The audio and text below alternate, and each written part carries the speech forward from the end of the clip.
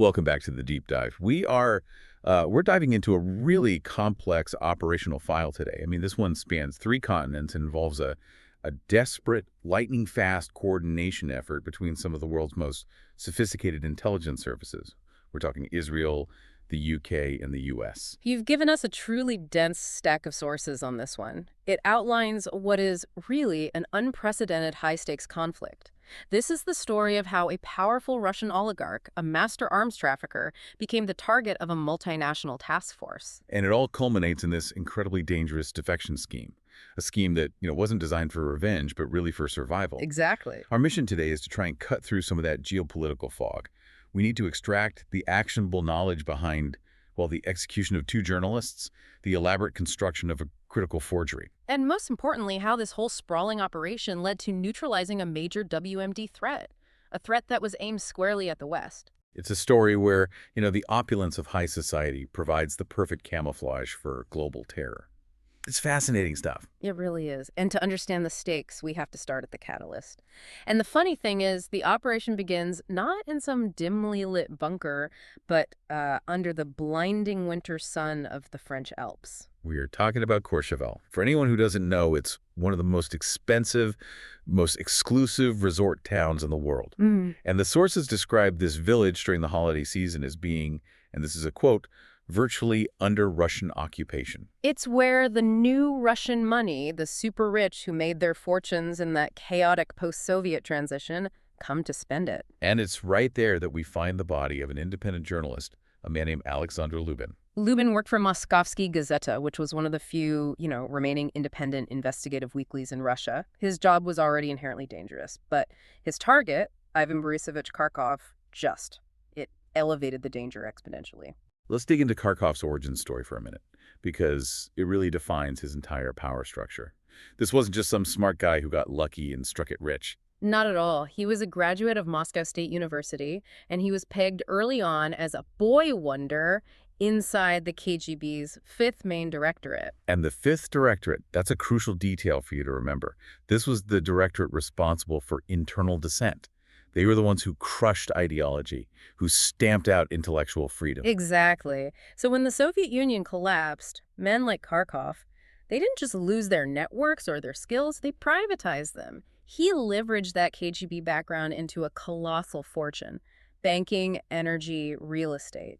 By the time our story starts, he owns shipping lines, air freight companies, the kind of infrastructure that's essential for global logistics.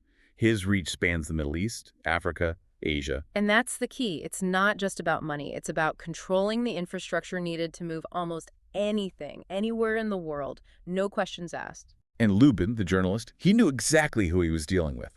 When he got to his hotel in Courchevel, he went way beyond basic precautions. This is where we see the Moscow rules in action, but, taken to the absolute extreme. His tradecraft, just on arriving at the hotel, it shows this extreme awareness of the threat matrix in modern Russia. We talk about the Moscow rules a lot, sort of in the abstract, but you have to understand, Lubin was living them. He was operating under Rule 1.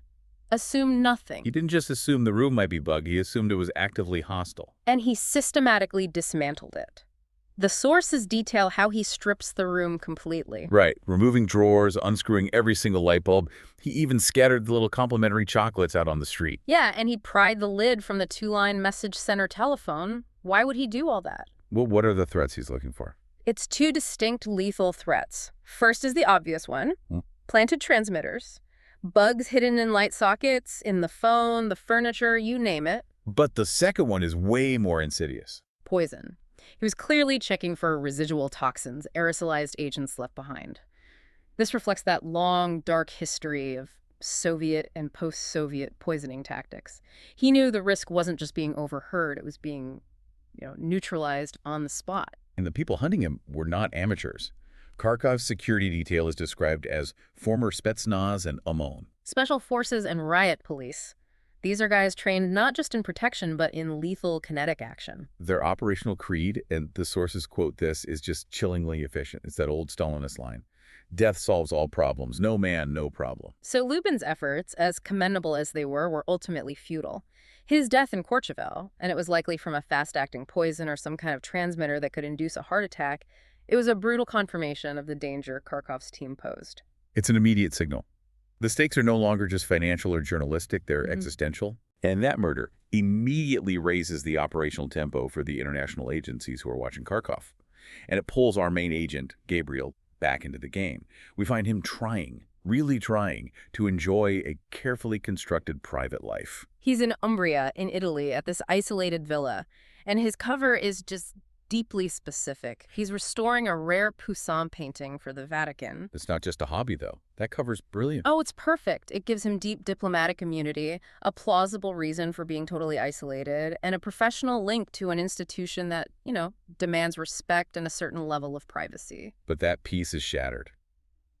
Uzi Naveau, the chief of special ops, summons him right after the Lubin murder. And Gabriel's immediate return to the field, even just for a meeting, it demands an immediate application of tradecraft. The complexity here is fascinating because the agent has to worry not just about his enemies, but also about his allies. Explain that. Who are the allies he's worried about? Well, his location in Italy means he's under surveillance by the local Italian security services. They're friendly forces, of course, but if they knew his true identity, it could compromise the entire mission. So he uses this newspaper trick in Assisi. Mm-hmm. It's to signal to his own people that his local tail, the Italians, was clean. Right, let's zoom in on that detail because it illustrates the kind of layered caution you need in this line of work. He buys the International Herald Tribune. An international paper. Mm-hmm. That signals he's clean.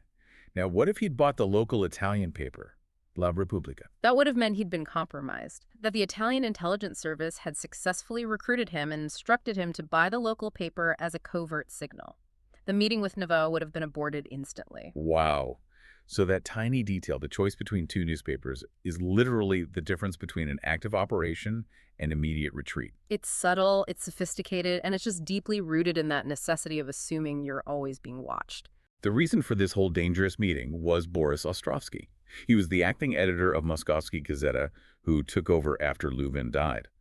Ostrovsky requested a meeting with Gabriel because he had information that he believed was, well, too explosive and too dangerous to publish inside Russia. And the location he chose for this critical meeting was St. Peter's Basilica in Rome. Ostrovsky specifically chose it. Why there? Because it aligns with another core Moscow rule, the one focused on public protection. It's often linked to Rule 3, never meet in your own country. But in a broader sense, it's about operating in volume. Ostrovsky believed that meeting in a space packed with thousands of tourists, pilgrims, Vatican security, it would make an assassination impossible. The ultimate attempt at public self-preservation. Exactly. And yet, despite all of Gabriel's cautious tradecraft and the presumed safety of the Holy Cell, Ostrovsky is murdered inside the basilica before he can say a single word to Gabriel. And this just confirmed two horrifying things for the intelligence community. First, the reach and audacity of Kharkov's security was global and utterly ruthless. I mean, to kill a journalist in the most public, most religiously significant place in the West, that sends a powerful message of impunity. And the second thing? The second thing, as Gabriel himself noted, was that this wasn't the work of run-of-the-mill Russian gangsters. This was professional state-level execution tradecraft. The sources mentioned that the Vatican authorities, the Vigilanza, they immediately treated it as a serious crime scene. Yeah. Monsignor Donati of the Vatican even oversaw hazmat teams searching Ostrovsky's hotel room later. Right, and why the hazmat detail? If it was just a bullet or a knife, you wouldn't need that. So they were worried about poison. Because of the Russian precedent. After Lubin's murder, the immediate suspicion turned to exotic poisons, sophisticated toxins that leave almost no trace. They were looking for residual evidence of a chemical agent, maybe even a radioactive substance. The immediate involvement of hazmat tells you that the Western agencies knew they were facing a threat that was not conventional. It was targeted, sophisticated, and potentially toxic. The message from Gabriel's mentor, Shamron, was crystal clear. The high society game was over. They were now in a genuine conflict. And this leads directly to the next phase. Gabriel has to plunge right into the heart of the beast. He travels to Moscow. His cover is Natan Golani, an Israeli Ministry of Culture diplomat. His mission is to make contact with Olga Sukova, who has now become the new acting editor of Moskovsky Gazeta. The third person to hold that job in as many weeks. Think about that. And Olga, she immediately gives him this stark Russian reality check.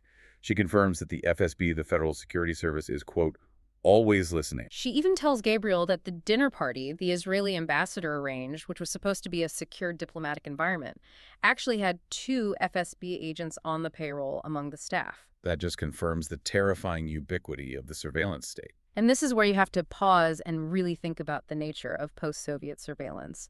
It's not just about listening devices in the walls, it's about institutional penetration. The FSB doesn't need to break into a secure embassy, they just pay off the staff or use people who are already compromised. Olga tells him straight up that the diplomatic immunity he thinks he has is basically an illusion once he steps off embassy grounds. But despite that risk, Olga shares the core information that Lubin and Ostrovsky died trying to confirm. She confirms that Ivan Kharkov is selling extremely dangerous weapons to, in her words, the kind who fly airplanes into buildings.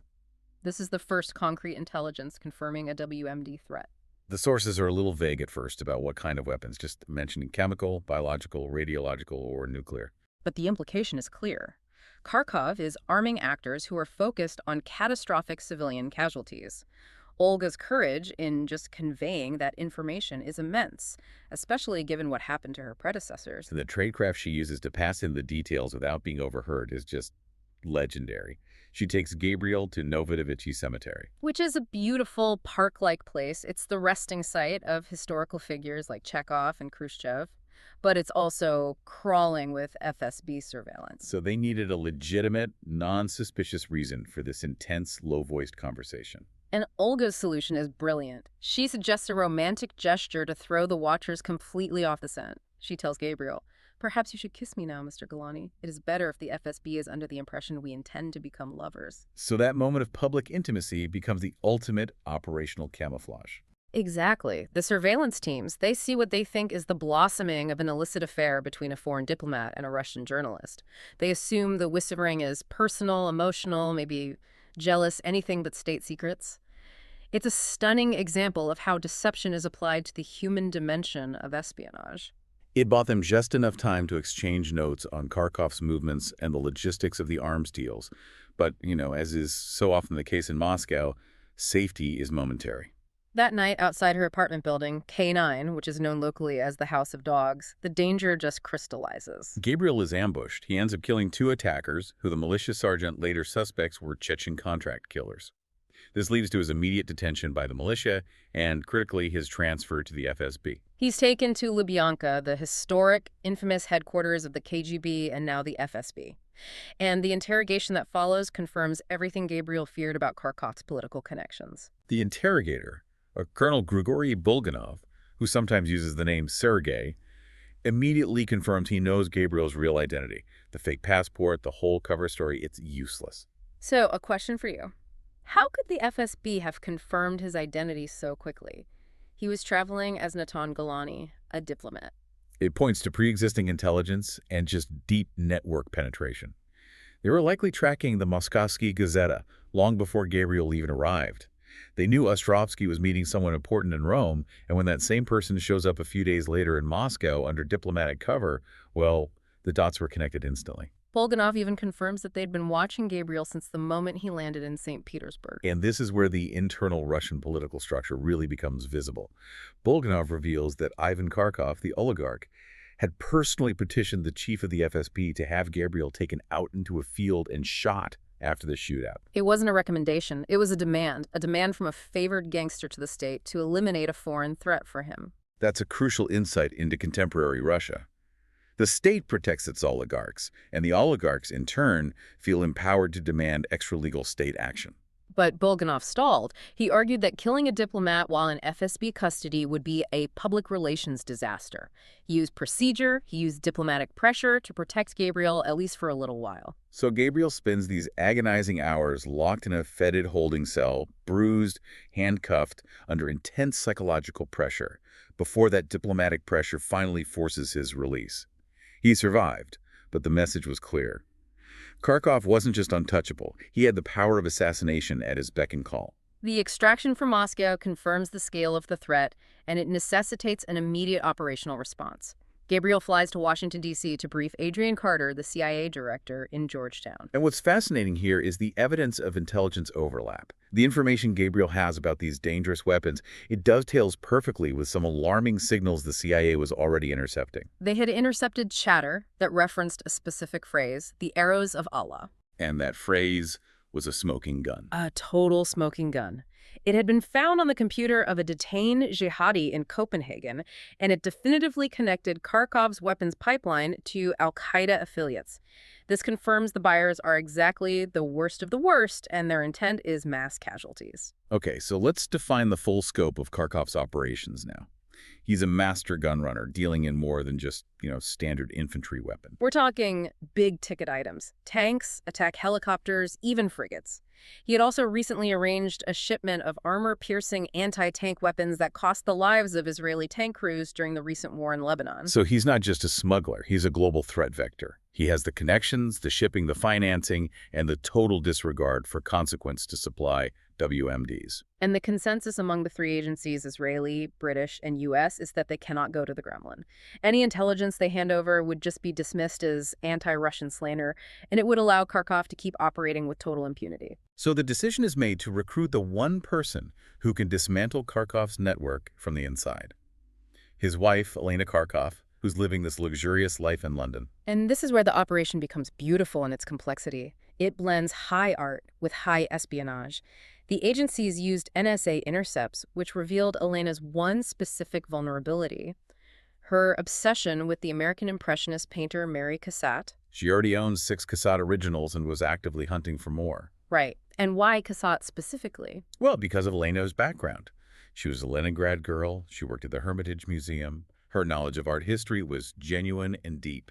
She was a true connoisseur, not just some collector of status symbols. So luring her would require something specific, something she couldn't just go out and buy with Ivan's blood money. To make this contact, Gabriel brings in Sarah Bancroft, a CIA officer who just so happens to have a PhD in art history. Her cover is perfect.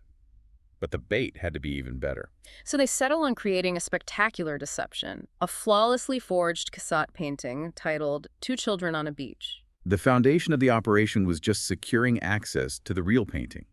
It was owned by a Sir John Boothby, who was the son of a famous MI5 officer at his estate in Gloucestershire, Havermore. And getting access was a massive undertaking. They used Graham Seymour, MI5's operational contact, to put pressure on Alastair Leach, a director at Christie's auction house.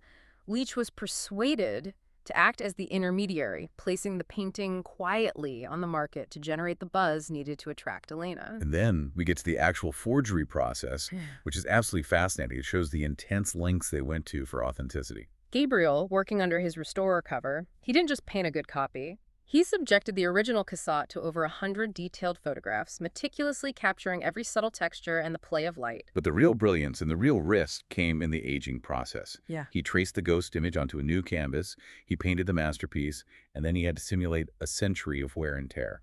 The detail that stood out to me was the oven. Yes. He deliberately baked the painting in a 350-degree oven. Well, a new oil painting, no matter how perfectly you copy it, it lacks history. The heat, and then the careful physical manipulation against a sharp edge that's essential to fabricate the croque-luire, that fine web-like pattern of fissures and cracks that is the telltale signature of an aged oil painting. Without that specific sign of history, any expert, especially one like Elena, would spot the deception in a second. And when Gabriel showed the finished forgery next to the original to Sir John and Sarah, they couldn't tell the difference at first. It was perfect operational bait. The stage was perfectly set. But the first contact at Havermore immediately went sideways. Sarah, posing as a niece of Sir John, was supposed to meet Elena discreetly. But instead, Ivan Kharkov himself arrives, unexpectedly, with his massive security team. His personal Praetorian Guard these men referred to as the 3 Vs: Vadim, Vasily, and Victor. This was a critical failure of intelligence. Ivan was supposed to be tied up with bankers in London. The whole delicate recruitment plan was moments from completely collapsing. You can't exactly discuss art and defection with 6 armed bodyguards in the room. But the operation was saved by Sir John Boothby's quick thinking. He displayed the natural patience and charm of a seasoned diplomatic spy. He played directly to Ivan's well-known vulnerability, which was flattery and a desperate desire for social legitimacy. Boothby distracted the oligarch with a long, detailed tour of the estate's grounds and history. And that gave Elena and Sarah the crucial moment of privacy they needed.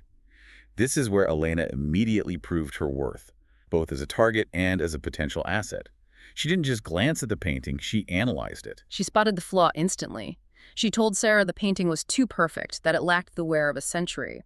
This confirmed that the forgery, while visually stunning, was missing that fabricated crackler that would signal age to a true expert. Crucially, she also denied that Ivan was listening through bugs, but she acknowledged he was always watching her movements. So, the artistic deception was almost a failure.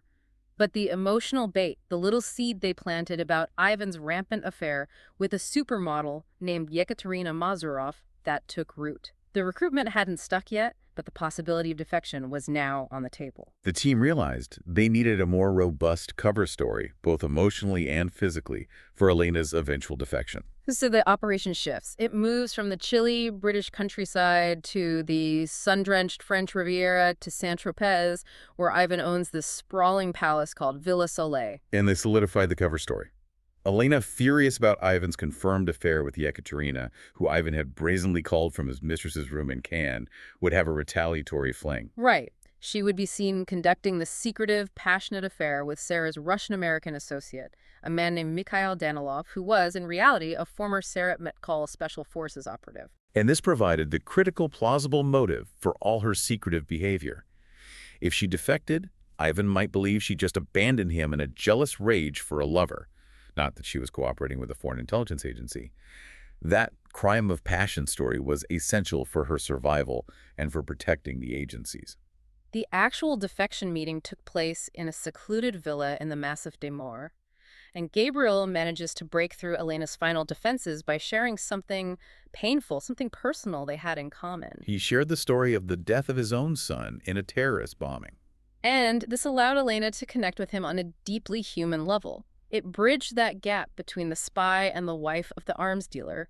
In that moment of shared grief, she finally agreed to provide the critical details. She revealed the weapon at the heart of the arms deal, SA-18 Iglas. Let's explain exactly why this weapon is so important and why the operation had to move immediately. SA-18 Iglas are Russian-made, shoulder-fired surface-to-air missiles. They're often called man-pads-man portable air defense systems. And they are accurate, reliable, and absolutely lethal. They have infrared guidance, which means they seek out the heat signature of an aircraft engine. The sources confirm these were sold to African delegates who planned to immediately resell them to the worst of the worst, specifically al-Qaeda affiliates. And the timing of the planned attack was terrifyingly specific. They were intended for use against Western and Israeli aircraft during the upcoming Christmas holidays, a period when air travel is at its absolute peak. The goal was clearly to bring down civilian airliners and maximize casualties. Elena's motivation was now clear. She needed to sabotage her husband's bloody trade because she, too, understood the devastation of terrorism. Her demands were straightforward but challenging. Extract her children, Anna and Nikolai, safely, and create that believable cover story for her return to Moscow. But the real prize for the agencies wasn't just stopping the missile plot, it was the intelligence hub. Elena provided the location of a secret file vault in Ivan's office at the house on the embankment in Moscow. This vault held the physical and digital gray matter of his entire global network. But she also gave a vital warning about that vault. She did. It was lined with explosives, designed to be detonated if Ivan were ever arrested by the Kremlin. This wasn't just a safe. It was a dead man's switch, designed to eliminate all evidence if the state ever decided to turn on its protected gangster. So executing this plan required absolutely flawless, synchronized coordination across three nations. Let's start with the distraction in France. Ivan had to be neutralized, at least temporarily. Right. So French DST agents, that's the Direction de la Surveillance du Territoire, their internal intelligence service, posed as officials from the DGAC, the French Civil Aviation Authority. And they grounded Ivan's private jet at the airport in Nice, citing paperwork problems related to an alleged illegal charter service. This just tied him up in bureaucratic knots miles away from his family. Simultaneously, the extraction of the children was already underway. French gendarmes staged a traffic stop near Saint-Tropez. They used an alleged speeding violation to pull over and detain Ivan's bodyguards. It was a lightning-fast, highly controlled snatch and grab. Anna and Nikolai were quickly transferred to waiting agents, and the staged explanation given to their nanny, Sonia Cherkasov, was that Elena was placing the children with a Monsieur Henri because of Ivan's suddenly serious legal troubles with the DGAC. The children were safely out of the country before Ivan could even react. And meanwhile, Elena was already on a plane to Moscow, using the pretext of her mother's sudden illness. The retrieval operation itself was being coordinated from the Grosvenor Square Ops Center in London by Naveau and Levon. And they executed a tactical maneuver known as a communications blackout. The team disabled the Moscow cell network in the area around the house on the embankment, which created the illusion of a system-wide crash. This was critical because it prevented Luka Osipov, Ivan's security chief, from making immediate calls once Elena started her operation. Elena used that confusion brilliantly. She convinced her bodyguard Osipov to wait outside, and then she neutralized Pyotr Luskov, Ivan's armed guard inside, by faking a phone crash and then just knocking him out. She dragged his 200-pound body into the master bathroom. I mean, that's a feat of strength and desperation fueled by pure motive. She then entered Ivan's office, used her security card and code to open the vault, and plugged in the USB device that Gabriel had provided, starting the data copy of the secret disks. And what stands out here is her final, deliberate act of defiance inside that vault. She left the cash. She deliberately left millions in cash, rubles, dollars, euros, Swiss francs scattered inside the vault. She explicitly rejected the blood money earned through Ivan's violence. It was a symbolic break from her past, showing she was all in on the defection. Now we get to the highest stakes moment, the point of no return, where all the careful planning just dissolves into chaos. As that data copy is running, Arkady Medvedev, Ivan's chief of security and a former KGB man described as Ivan on his worst day, enters the house on the embankment. Shemron, the Mamuna, the Hebrew term for the one in charge, is watching this whole disaster unfold from London on the camera feeds. He sees the threat and issues the most severe order you can give in the field: abort. Shemron's logic was entirely sound. Gabriel was in a death trap. The risk of him being captured or killed inside Ivan's literal fortress was unacceptable, especially with the data copy so close to being finished. But Gabriel defies the direct order from his superior. I have to ask, why defy the Mamuna? I mean, that's not just a breach of protocol, it's an operational sin. What calculation could possibly justify putting himself back in the field and risking the entire mission? It really speaks to the personal commitment Gabriel makes to his assets. He knew Elena was in there, totally exposed. He had promised her safe passage. For him, the mission wasn't complete until the human asset was secure. So he drove straight to the house on the embankment. And found himself captured by Medvedev, handcuffed, and taken to this desolate warehouse in the Kaluskaya Oblast. Elena was already there, secured to a metal chair, and she'd been physically interrogated. Medvedev confirms Ivan's intent right then and there. I was supposed to kill you. So Gabriel and Elena are literally moments from execution when the twist happens, the totally unexpected alliance. Yes, the door bursts open, and in walks FSB Colonel Grigory Bulganov, the very same internal rival who had interrogated Gabriel at Lubyanka. This wasn't a rescue, it was a long-planned coup. Bulganov reveals he'd been secretly investigating Kharkov's corruption for years. He recognized that Kharkov was this cancerous gangster protected by a state system that was now too compromised to excise him legally. Bulganov had decided that this was the moment to break rank and strike. In a swift, brutal confrontation, Bulganov kills Medvedev and 5 of Kharkov's security men. It wasn't a firefight, it was an execution of a rival faction. And this is the crucial insight into Russia's internal power structure. Yeah. The system is so corrupt and decentralized that the state's official security apparatus, the FSB, often ends up having to police the state-protected gangsters, the oligarchs, when their interests finally collide. Bulganov frees Gabriel and Elena. They flee the warehouse in a Volga, heading toward the Ukrainian border, which Bulganov suggests as the quickest escape route before dawn. But Gabriel still isn't finished. No. He demonstrates this enduring sense of responsibility. It's a core trait that defines him, by refusing to leave Moscow immediately. Despite being wounded, handcuffed for cover, and facing imminent pursuit, Gabriel points the car back toward the capital. He insists on returning to retrieve Olga Sukova, the journalist who started this entire chain of events and put her life on the line. He views her as a commitment, not some disposable asset. They convince Olga to join the defection, and these 3 highly compromised individuals, the spy, the oligarch's wife, and the journalist, they flee Russia together, carrying some of the most damaging secrets in the world. That final escape sequence is just an absolute masterclass of layered complexity. The grounding of the jet, the staged traffic stop, the localized telecom crash, the internal coup by Bulganov, and the defiance of the Mamuna. It's a textbook example of a multi-domain kinetic intelligence operation. Okay, so let's turn to the payoff. The harvest from this operation was immediate and incredibly high yield. Indeed.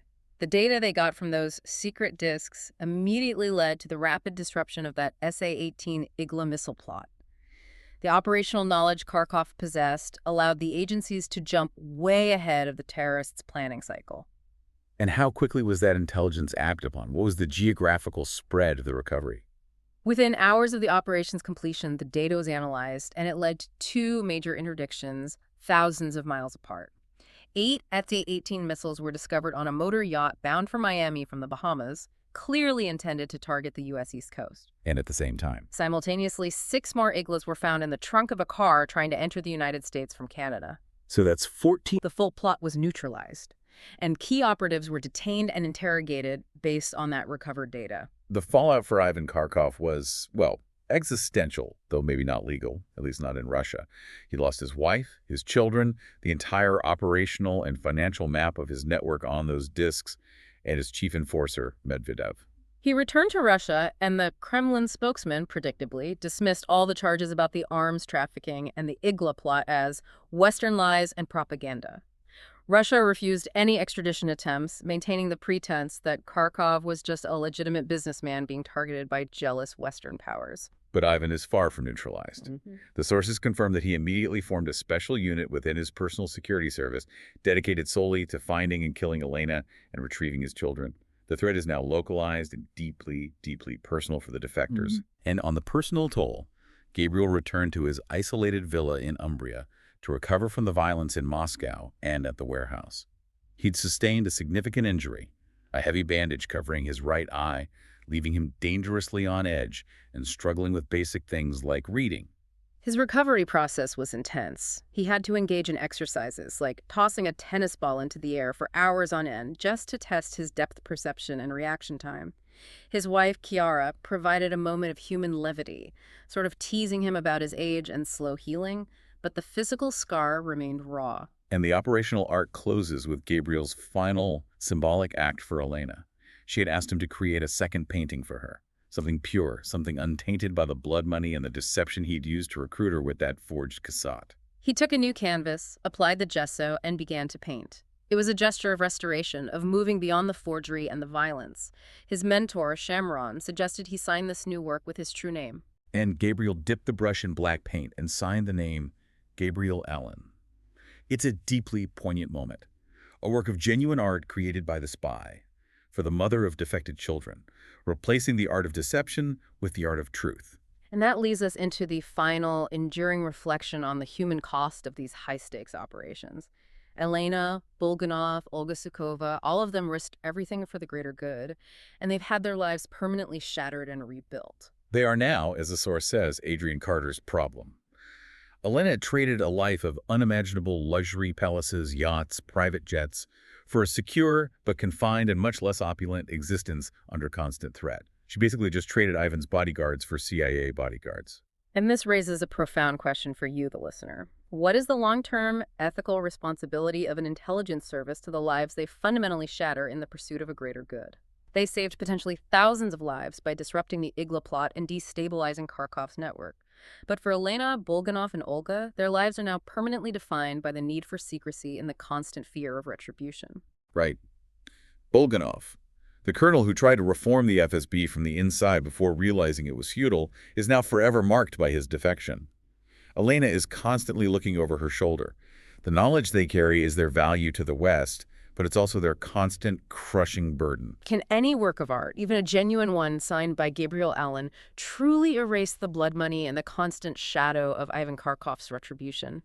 Or is the forged life they now live, this life under an assumed name, behind reinforced doors, just another, more permanent deception? It is a sobering thought. The operation succeeded in dismantling a global arms network, but the threat against the defectors will likely never truly cease. They live forever in the aftermath of the Moscow rules. Indeed. And for us, that marks the end of this deep dive into the world of high-stakes defection and geopolitical complexity. We hope the insights into detail stick with you. We'll see you next time.